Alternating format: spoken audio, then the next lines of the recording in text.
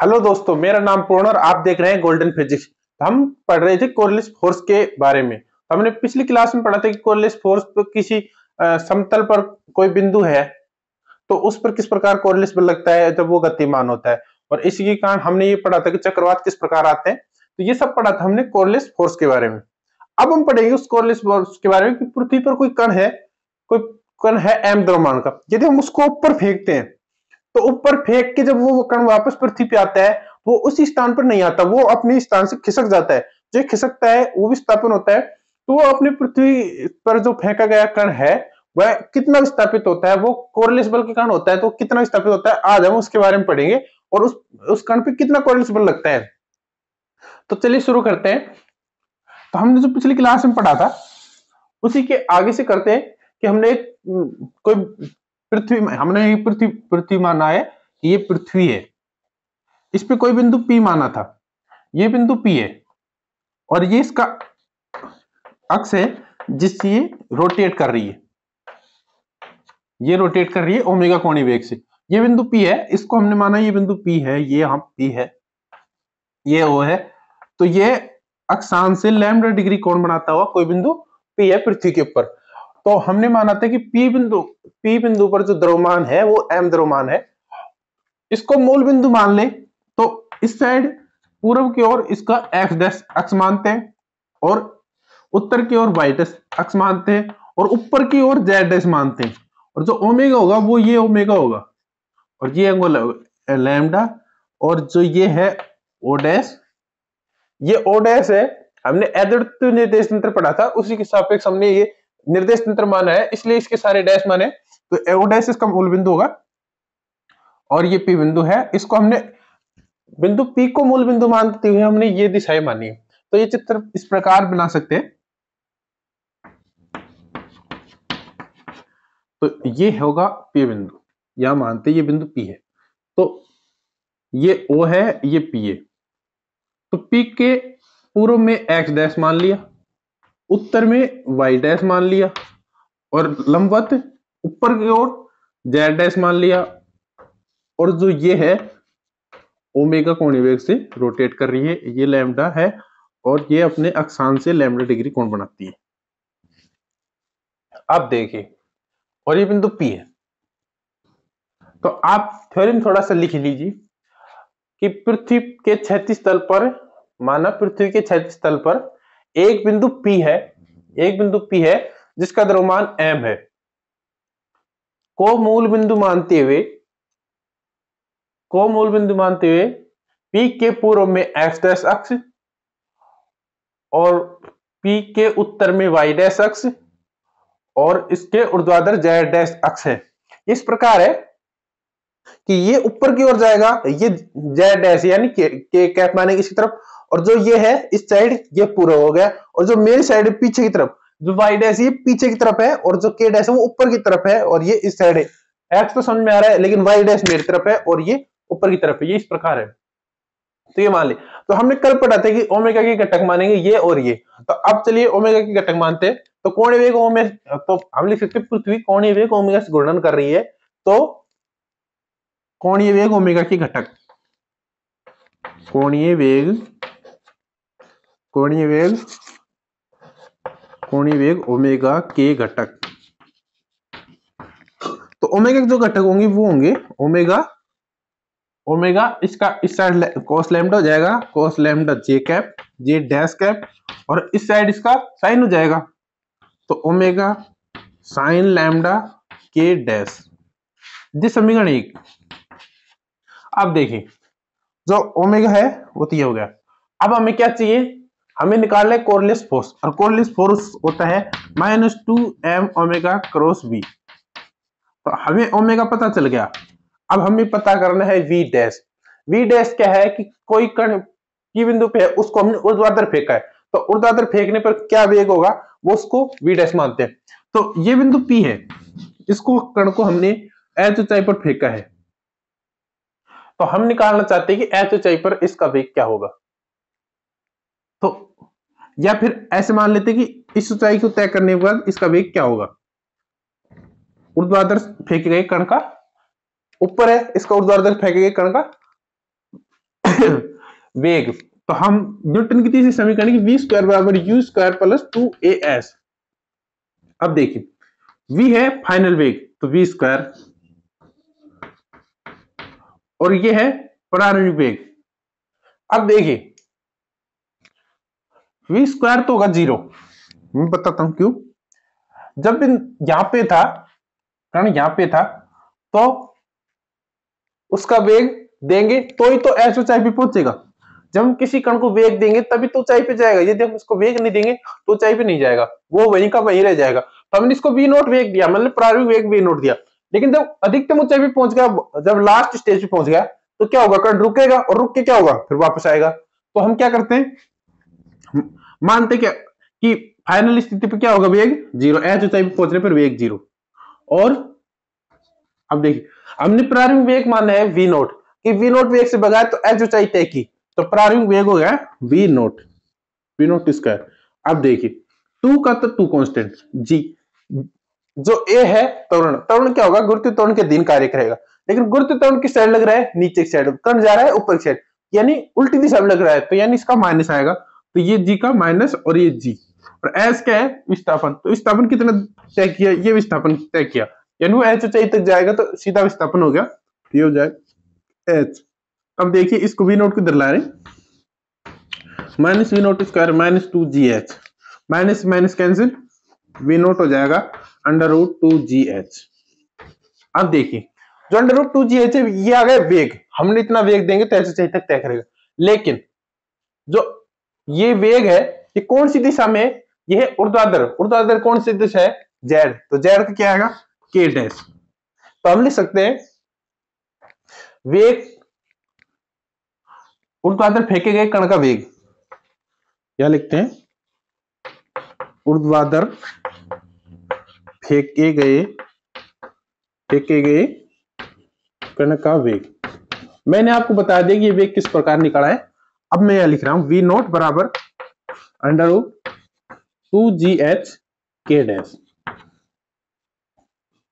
ये आ गया। अब निकालेंगे देखो हम कोरिलेस फोर्स। हम जानते we know that Coriolis force, we know that Coriolis force,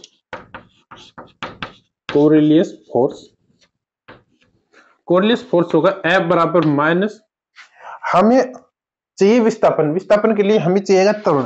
तो जो फोर्स होता है वो होता है F बराबर minus 2m omega cross v dash. हमें चाहिए त्वरण, त्वरण के लिए क्या चाहिए, हमें द्रव्यमान नहीं चाहिए, तो द्रव्यमान नहीं होगा तो ये हो जाएगा त्वरण, और वो भी कौन सा, कोरिलेस त्वरण। तो हम यहां लिख सकते हैं त्वरण, ये हो जाएगा त्वरण। तो हमें चाहिए त्वरण, तो हम लिख रहे हैं एसी, ये हो गया कोरिलेस त्वरण। ये समीकरण नंबर 3, ये समीकरण नंबर 2। अब देखिए समीकरण 1 2 से समीकरण नंबर 3 में मान रखते हैं, तो समीकरण 1 और 2 से, समीकरण 1 एंड 2 पुट इन इक्वेशन 3। अब देखिए AC बराबर माइनस 2m, सॉरी 2 ही आएगा, और अंदर देखिए ये omega cos lambda j dash plus omega sine lambda k dash cross v dash under root 2gh। अब देखिए ये है फाइनल वेग। यदि हम ये कहें कि ये कण यहां पे है, कण है t समय पर, हमें निकालना है कि t समय पर ये जो कोरिलेस फोर्स लग रहा है, हम किस पर्टिकुलर कंडीशन लिए नहीं निकाल रहे, हम लगा रहे हैं कभी भी, यानी एनी टाइम। तो t समय पर जो वेग होगा, अब देखिए समीकरण न्यूटन के फर्स्ट नियम से, न्यूटन की फर्स्ट समीकरण से v बराबर u प्लस 80, तो जो ये वेग है ये है t समय पे, और जो हमने निकाला था वो था h ऊंचाई पे। तो हम t समय पे निकालेंगे तो ये हो जाएगा वेग v नॉट, प्रारंभिक वेग दिया था v नॉट, त्वरण क्या होगा, g के अधीन गति करेगा, ये माइनस g, और ये t। तो जो ये वेग है ये है एनी टाइम वेग, तो हम लिख सकते हैं v naught minus g T. जो ये वेग है ये है टी समय पे। आप यह लिख सकते हैं, इसको लिख सकते हैं यहां, यह टी समय पे वेग है, यह टी समय पर वेग है, ये टी समय पे वेग है। अब हम करेंगे इसका गुणा, तो ये हो जाएगा AC। अब देखिए J क्रॉस K हो जाएगा I, और K क्रॉस K यानी सेम घटक नहीं, सेम कंपोनेंट 0, तो J क्रॉस K डैश करेंगे तो ये हो जाएगा I डैश। तो इसको लिख रहे हैं -2, इससे आ जाएगा ओमेगा, ये आ जाएगा कोस लैम्डा, उससे आ जाएगा B नॉट माइनस GT, और गुणा हो जाएंगे J डैश और K डैश, तो J dash cross K dash. मैं इसी को यही लिख रहा हूं कि J डैश K डैश क्या होते हैं, I डैश, ऐसे होता है, ये I, ये J और ये K। तो हम चल रहे क्लॉकवाइज, तो J cross K equal to I dash, तो ये हो जाएगा I डैश, ये हो जाएगा I डैश। अब देखिए समीकरण नंबर 4, समीकरण 4 हमें क्या बताता है कि जो विस्थापन होगा वो होगा I डैश, I डैश यानी पूर्व दिशा में, हमने ये पूर्व दिशा I डैश माना है, तो जो विस्थापन आएगा वो पूर्व दिशा में आएगा। हमने ये इस त्वरण, जो त्वरण है ये I दिशा में, सॉरी जो त्वरण लग रहा है वो पूर्व दिशा में लग रहा है, तो जो विस्थापन आएगा वो पूर्व दिशा में आएगा। तो ये तो आ गया त्वरण कितना लग रहा है, वो भी कोरिलेस त्वरण। अब हम निकालेंगे कि ये इस दिशा में वेग क्या होगा और विस्थापन क्या होगा। जब हम वेग निकालेंगे तो हम इसका करेंगे समाकलन, तो हमें इस प्रकार लिख सकते हैं, या लिखते हैं इस प्रकार लिख सकते हैं, इस प्रकार इस कोरिलेस त्वरण को लिख सकते हैं, कोरिलेस त्वरण को लिख सकते हैं। अब देखिए हम लिख सकते हैं AC को D2 x dash, x dash क्यों, क्योंकि ये सिर्फ I डैश में लग रहा है इसलिए। अब ये दिशा दिखा रहा है, यहाँ ये दिशा दिखा रहा है, तब ये दिशा बता रहा है, ये हो जाएगा -2 omega cos lambda B nought minus GT। अब इस समीकरण का हम करते हैं समाकलन, जिस समाकलन करेंगे तो क्या आएगा, वेग। तो समाकलन करते हैं, समाकलन करने पर लिखते हैं, समाकलन करने पर क्या होगा, dx डैश बटा dt बराबर -2 ओमेगा कोस लैम्डा। देखिए 2 ओमेगा कोस लैम्डा, ओमेगा कोणीय वेग कांस्टेंट है, लैम्डा भी एक एंगल कांस्टेंट है, क्योंकि P बिंदु पर लैम्डा एक कांस्टेंट एंगल पे है, और ये कोस लैम्डा कांस्टेंट हो कांस्टेंट हो जाएगा, इसको तो हम कर लेंगे बार, इसका होगा कल, तो वी नोट की समाकलन होगा t, और इसका g, t का हो जाएगा t²/2, और एक कांस्टेंट समाकलनीय था। तो ये समीकरण है, नेक्स्ट को दे देंगे। तो इसमें आगे समाकलन कांस्टेंट, हम इस समाकलन कांस्टेंट का मान किस प्रकार निकालेंगे, बाउंड्री कंडीशन यूज करके। और बाउंड्री कंडीशन क्या है कि t बराबर 0 पे जो वेग था, t बराबर 0 पे dx बटा dt। अब देखिए जो ये त्वरण, जो ये वेग आया है, ये वेग ऊर्ध्वाधर नहीं है, ये वेग क्षैतिज में है, पूर्व दिशा में। ऊर्ध्वाधर वेग तो होगा जो हमने लिखा था, ये है ऊर्ध्वाधर वेग, और टी समय पर ऊर्ध्वाधर वेग था वो ये है क्षैतिज दिशा में वेग, जो ये कोरिलेस त्वरण कह रहा है।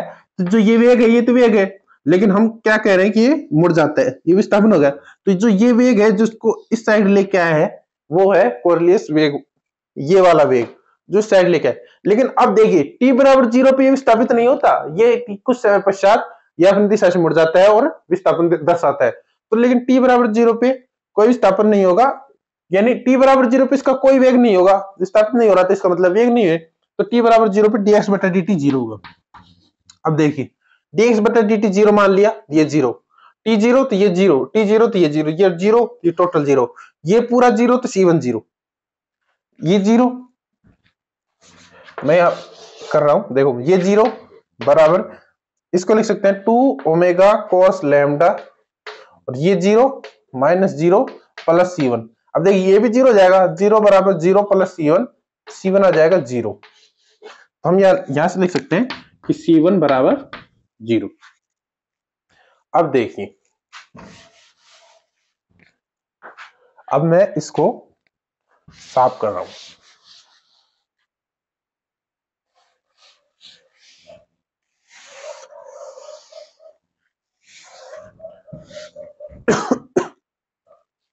अब देखिए इस समीकरण को किस प्रकार लिख सकते हैं कि dx बटा dt बराबर हो जाएगा 2 माइनस का 2 omega cos lambda, 2 omega cos lambda v naught t minus GT square by 2, और C1 हो गया 0।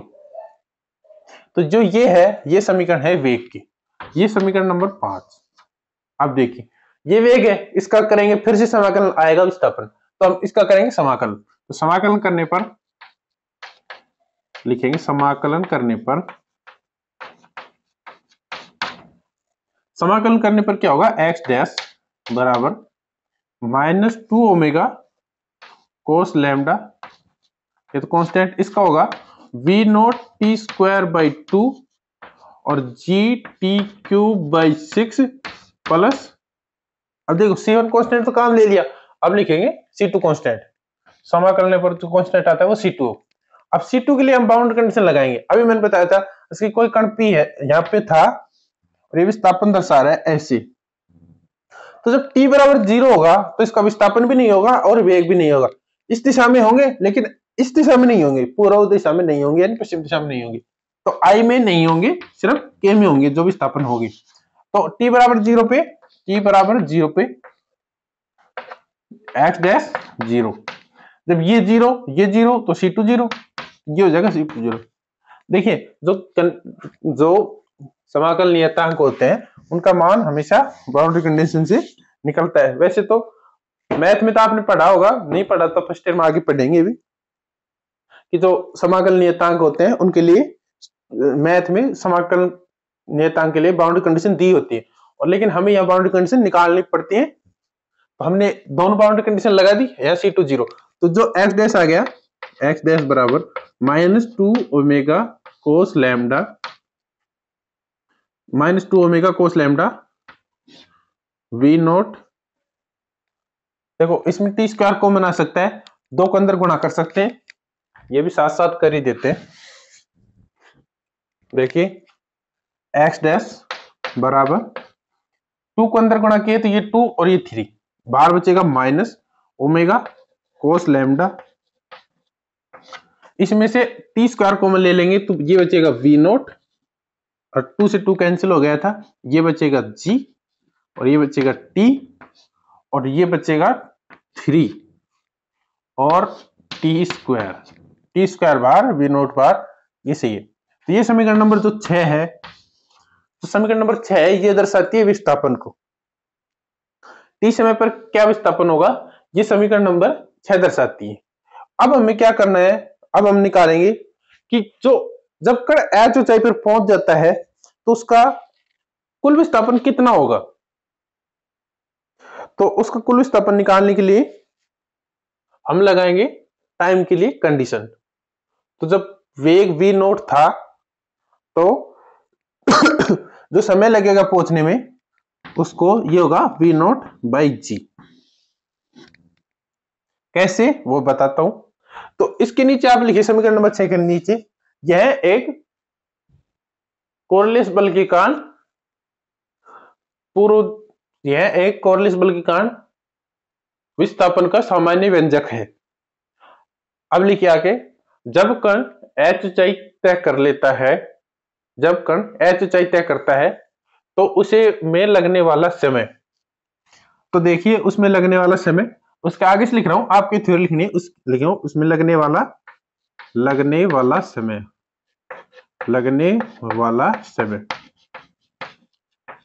ये कंडीशन मान रही है, ये बिंदु P है, इसको h ऊंचाई पे पहुंच गया, तो हम जो वेग बता रहे थे आपको, उसको इनिशियल वेग वी नॉट ये देना पड़ रहा था। अब हम जानना चाहते हैं कि कितने समय पश्चात पहुंचेगा। तो न्यूटन का जो पहली समीकरण है वो देखिए एक बार आप, v बराबर u प्लस 80। अब देखिए जो v है वो फाइनल वेग है, वो क्या होगा 0। और जो इनिशियल वेग दिया था हमने वी नोट क्या था √2gh, ये हम बाद में वैल्यू रख लेंगे। और जो a है वो मैंने कहा था कि गुरुत्वाकर्षण का अधीन करता है, लेकिन गुरुत्वाकर्षण नीचे का काम करता है और ये g ऊपर लग रहा है तो ये माइनस हो जाएगा। और वैसे g को हमेशा माइनस में लेना है। और ये t, तो यहां से t आएगा, वो क्या आएगा t बराबर, ये v नोट इधर आ जाएगा तो ये v नोट और ये g इसके बटा में चल जाएगा तो v नोट बाई जी। जो समय होगा वो ये होगा। तो आप जो लिख रहे थे उसमें लिखे लगने वाला समय v नोट बाई जी होगा। लगने वाला समय v नोट बाई जी होगा। अब देखिए ये टाइम है, हमें टाइम पता है, इसमें टाइम की वैल्यू रखेंगे, हमारे पास आएगा विस्थापन और हम देखेंगे इसमें वेग। तो t बराबर 0 होगा तो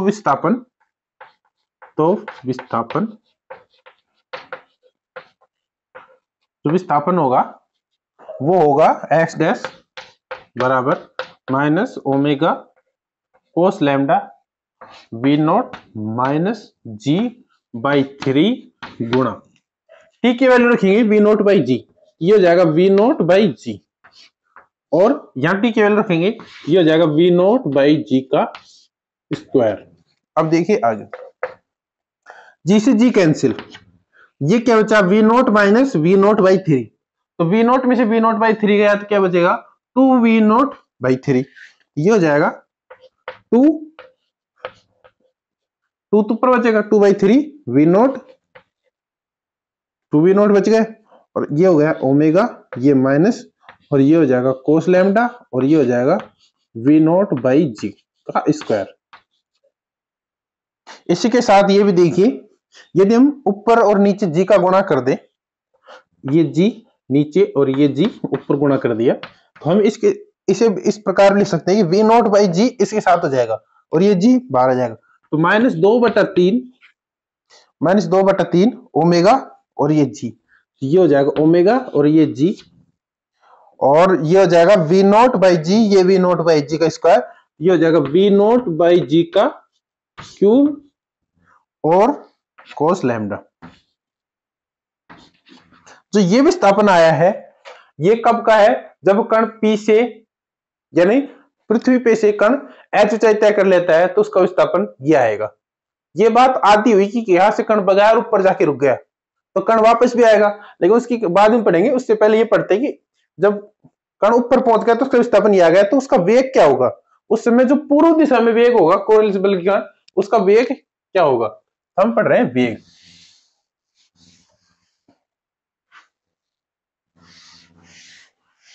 तो वेग निकालेंगे समीकरण इससे, इसमें मान रखने पर, तो ये तो था विस्थापन और लिखते हैं वेग होगा dx बटा dt। समय क्या है, समय है v नॉट बाई जी, जो ये है समय, ऊपर पहुंचने में लगा समय। तो इसमें रखेंगे मान, तो -2 omega cos lambda v not, और t का मान हो जाएगा v नॉट बाई जी, तो ये हो जाएगा v नॉट बाई जी और ये हो जाएगा g बाई 2 और इसका से आएगा v naught square by g square, ये हो जाएगा। अब देखिए ये जी स्क्वायर है तो ये जी से ये जी कैंसिल, ये बचेगा v naught square by 2g और ये है v नॉट स्क्वायर बाई जी। तो एक पूरा है ये माइनस है तो क्या बचेगा हाफ, तो हाफ होगा। ये देखिए मैं इसको अलग से करके दिखा रहा हूं आपको, ये तो जाएगा v नॉट स्क्वायर बाई जी और ये हो जाएगा 1/2 v नॉट स्क्वायर बाई जी। तो जिसकी वैल्यू आएगी वो आ जाएगी v naught square by 2g। एक में से आधा गया तो आधा। अब देखिए ये v naught square by 2g है, इसके साथ 2 गुणा करेंगे तो ये 2 से 2 कैंसिल हो जाएगा, तो यानी ये 2 और इसका 2 कैंसिल हो गया। ये बचेगा minus omega cos lambda omega cos lambda we nought square by g. जो समीकरण नंबर ये 6 आ गई थी, इसको देंगे समीकरण नंबर 7 और ये समीकरण नंबर 8। समीकरण 6 है वो दर्शाती है एच ऊंचाई पर जाने पर विस्थापन, और जो समीकरण जो 7 है वो दर्शाती है एच ऊंचाई पर जाने पर विस्थापन, और जो समीकरण 8 है वो दर्शाती है कि एच ऊंचाई पर जाने पर उसका पूर्व दिशा में कितना वेग होगा, तो उसका वेग ये होगा। लेकिन अब बात इतनी हुई है कि हम ये पढ़ रहे हैं कि कण यहां था पीपी, ये गया ऊपर। इससे पहले ये देखिए हमने ये माना है जो एक्स डैश है वो पूर्व दिशा में, और एक्स डैश का वैल्यू आया है -2/3 omega g v nought by g की क्यूब कोस लैम्डा। तो जो माइनस आया वो दर्शाता है दिशा को, तो जो माइनस है इसका मतलब ये है कि ये पश्चिम दिशा में विस्थापित होगा। तो ये इस प्रकार होगा, ये बिंदु P है, यदि कोरिलेस बल नहीं लग रहा है तो हम बिंदु P से भगाएंगे, यहां पे पहुंचेगा और वापस आ जाएगा। कितने समय यहां से यहां पहुंचने में क्या समय लग रहा है t, और वापस आने में क्या लगेगा t, तो 2t समय में ऊपर जाएगा और नीचे आ जाएगा, और t का मान है v नॉट बाई जी। तो ये तो था सामान्य, लेकिन अब लग रहा है इस पे कोरिलेस बल, तो ये कण जाएगा ऊपर ऐसे, यहां पहुंच जाएगा। तो जो विस्थापन आया है ये -2/3 ओमेगा जी, तो ये विस्थापन ये वाला है, ये विस्थापन हो गया, और ये विस्थापन जिस वेग के कारण है वो ये वेग है। लेकिन जब कण यहां पहुंच गया, अब ये कण आएगा वापस, तो ये कण वापस आएगा ऐसे। ये कोई प्रक्षेपी मोशन नहीं है, ये कोरिलेस फोर्स है जिस कारण ये इतना विस्थापित हो जाएगा अपने मूल बिंदु से इतना पश्चिम की ओर। ये तो दिशा थी एक्स डैश, लेकिन माइनस ये दर्शा रहा है कि ये अपने मूल स्थिति से पश्चिम की दिशा में इतना विस्थापित हो जाएगा, और ये कितना विस्थापित होगा ये हम अब निकाल रहे हैं, ग्राफ बनवा देंगे बाद में। तो देखिए अब ये तो थी कंडीशन ऊपर जाने की, तो जब कण वापस आता है हम लिखते हैं कि जब कण वापस आता है, तो जब कण एच ऊंचाई पर पहुंचकर जब कण एच ऊंचाई पर पहुंचकर वापस आता है तो अब देखिए वापस आता है तो लगने वाला टाइम होगा वो होगा टी नॉट, जो समय कण का नीचे से ऊपर पहुंचने में लगता है वही समय ऊपर से नीचे आने में लगता है, ये आपने 12वीं में पढ़ा होगा। तो अब हम लिख रहे हैं कि टी नॉट समय जब कण को यहां से फेंकेंगे और ये ऊपर जाएगा और ये वापस आ जाएगा, ये टोटल टाइम है। तो टी में पहुंच रहा था, ये तो 2t टाइम हो जाएगा, और टी क्या है वी नॉट बाई जी, हमने अभी निकाला है और आपको बताया मैंने कैसे निकलेगा वी नॉट बाई जी। अब देखिए जो वी नॉट है वो है प्रारंभिक वेग, तो जो प्रारंभिक वेग है वो मैंने समीकरण नंबर शायद 2 थी, समीकरण नंबर 2 में लिखा है कि 2g, ये तो हो गया ये बात, ये होगा √2gh। अब देखिए ऊपर √g है और नीचे बिना रूट है, तो हम लिख सकते हैं कि g 1/2 गुणा स्क्वायर, इसको इस प्रकार लिख सकते हैं। तो एक जी से एक जी कैंसिल हो जाएगा और एक अंतर रह जाएगा, तो हम इसे ऐसे लिख सकते हैं कि √2h और ये g। ये आ गया समय कहां से कहां तक का, कि जब कण को नीचे से फेंकेंगे ऊपर जाएगा और वापस आ जाएगा, तो उसका टोटल टाइम टी नॉट है। तो इस टी नॉट में क्या विस्थापन होगा हम वो निकाल रहे हैं। तो टी नॉट समय में विस्थापन, टी नॉट समय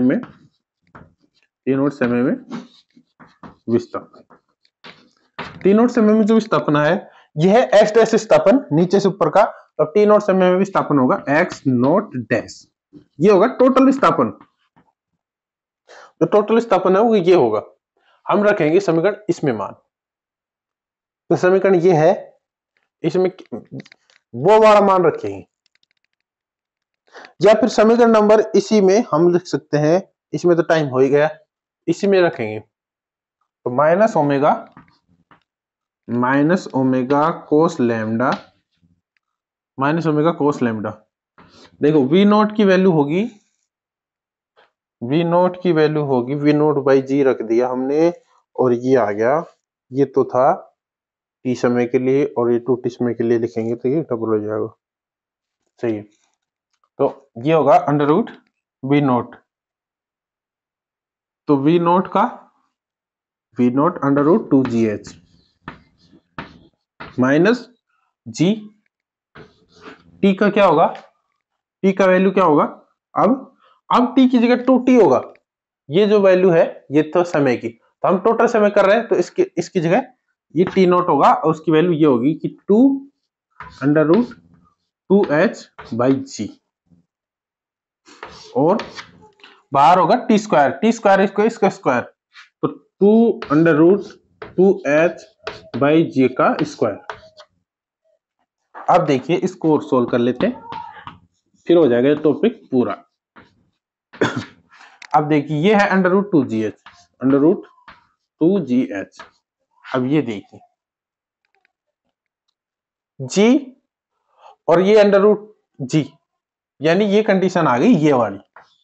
जब इसको सोल्व करेंगे, ये है तो ये g है और ये बाहर है, तो ये ऊपर पूरा है और ये आधा है, तो ये ऊपर बचेगा आधा, तो ये -2 अंडर रूट 2gh ये बचेगा यहां पे। और जो ये वैल्यू है, तो ये वैल्यू है वो होगी 2 के स्क्वायर 4 और इससे रूट हट जाएगा, तो ये हो जाएगा 2h बाई जी।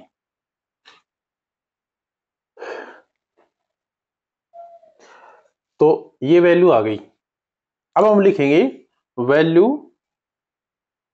बाई 3, ये रह गया गड़बड़ थोड़ा सा। Omega cos lambda we naught G T, ये होगा जी और इसका 3, ये 2/3, ये रह गया था थोड़ा सा। अब देखिए इसको मान लो थोड़ा सरल करने के लिए मैं यहां बता देता हूं आपको, बिल्कुल सरल। ये मान लो P है, ये P माइनस 2/3 2/3, और ये क्या है P।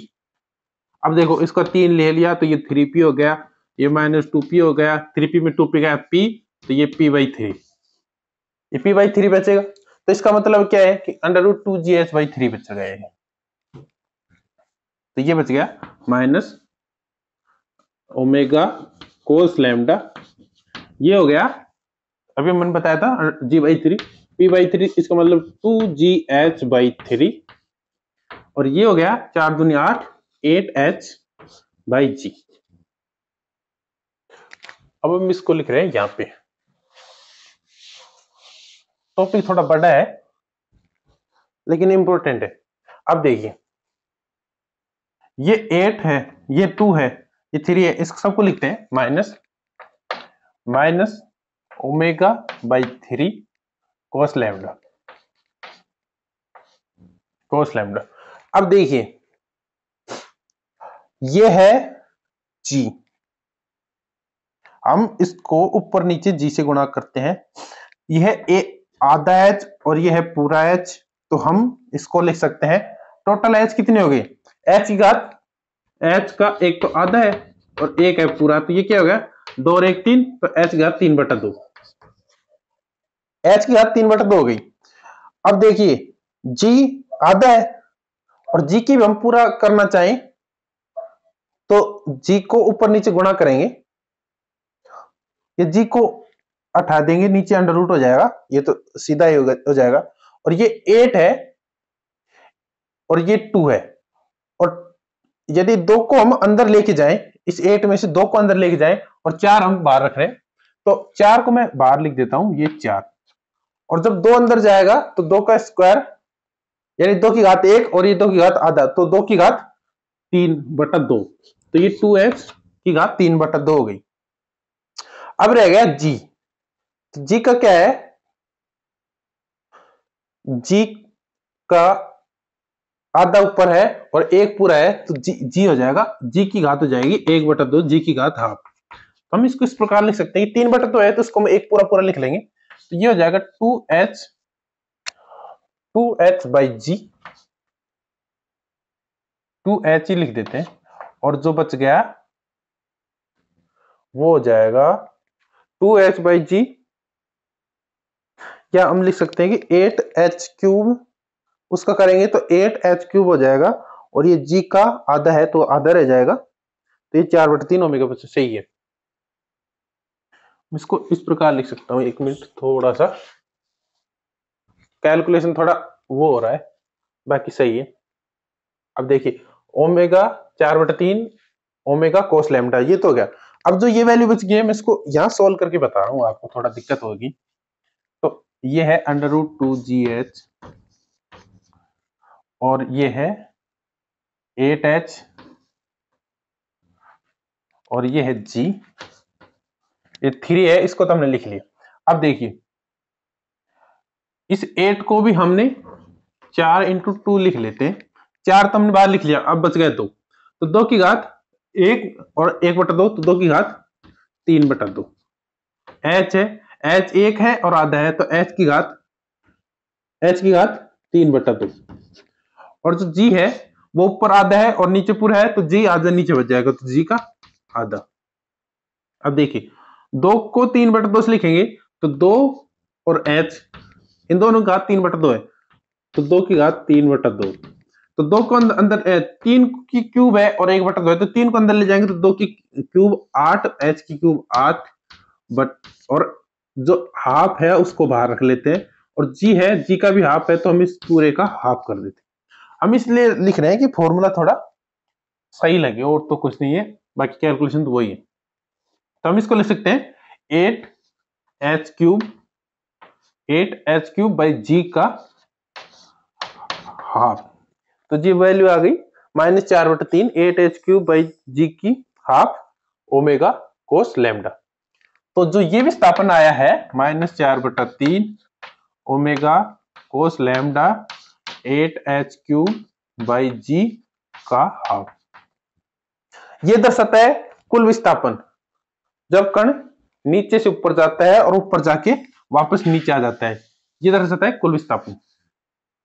आपको ये कैलकुलेशन थोड़ी समझ में नहीं आया तो आप सीधा रख लो, ये फॉर्मूला इंपॉर्टेंट है, ये फॉर्मूला कई बार कंपटीशन एग्जाम में आ चुका है, तो हम ये लिख सकते हैं। इसके बाद हम बनाते हैं ग्राफ। जो ये माइनस है, ये माइनस दर्शाता है दिशा को। तो हमने जो x दिशा मानी है, जो विस्थापन आया है ये है x0 डैश। जो ये विस्थापन आया है ये आया है पूर्व दिशा में, लेकिन पूर्व दिशा का कभी माइनस, तो पूर्व का माइनस पश्चिम होता है, तो ये इस प्रकार होगा। ये कण, ये P बिंदु है, तो ये विस्थापन है, ये इस प्रकार दर्शाते हैं, ये यहां जाता है और ये वापस आता है। तो जो ये विस्थापन आया है, ये विस्थापन है x0 डैश, ये x0, और ये z डैश दिशा है, ये बिंदु P है, और अब ये बिंदु P डैश पे जाके गिरेगा, ना कि P पे गिरेगा। तो इस प्रकार पृथ्वी पर कोरियस बल के कारण विस्थापन होता है। जब हम बॉल को भगाएंगे तो हमारे हाथ में नहीं आएगी, लेकिन आप कहेगा हम तो भगाते हैं हाथ में आती है। वो इसलिए आती है क्योंकि दूरी कम होती है, वेग कम होता है। जब यही 2-3 यानी 10-1 किलोमीटर आप ऊपर भगाएं, फिर आपके हाथ में वो बॉल नहीं आएगी, वो कहीं थोड़ी बहुत विस्थापित होकर गिरेगी। यदि हम वायु का जो प्रतिरोध होता है वो नेगलेक्ट माने तो है, बाकी वायु को लगेगा तो वो और विस्थापित हो जाएगी। तो चलिए कल मिलते हैं एक नए टॉपिक के साथ। शायद इसमें 2 टॉपिक और बच गए, आपके ये चैप्टर कंप्लीट हो जाएगा। और हमारे साथ जुड़े रहिए और बीएससी वालों को इसको शेयर कीजिए। Thank you.